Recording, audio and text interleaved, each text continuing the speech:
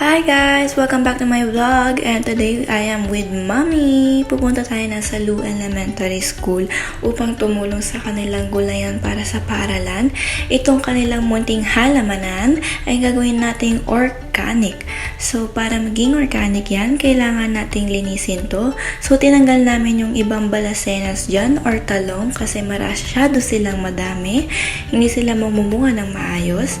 At ayan, pinupulot ko na yung mga plastic, hinihiwalay ko sa lupa.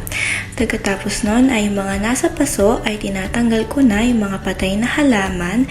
At ito, nangunguha tayo ng bamboo para gagawin nating balag. At yan, nahihirapan talaga akong buksan ng water bottle ko kasi sobrang higpit at sobrang init na sa panahon na yan. At ayan, lalabas ko na yung mga kalat.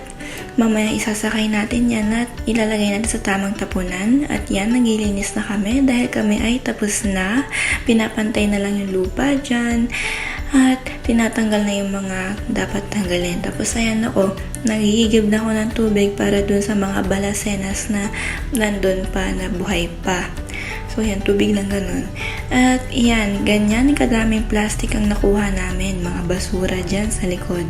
Hindi pa tapos yan guys, dahil kami babalik pa dyan. That's all for today. Uwian na. See you on the next vlog.